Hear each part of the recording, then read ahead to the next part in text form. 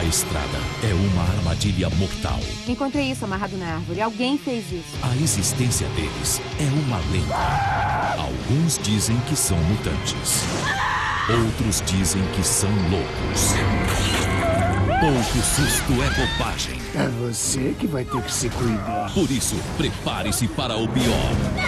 Aqui, ninguém vai te ouvir. Precisamos de ajuda! E deste lugar, ninguém sai vivo. Volta! Pânico na Floresta. Alguém está tentando nos matar. Na tela de sucessos. Nesta sexta, 15 para as 11 da noite. No SBT.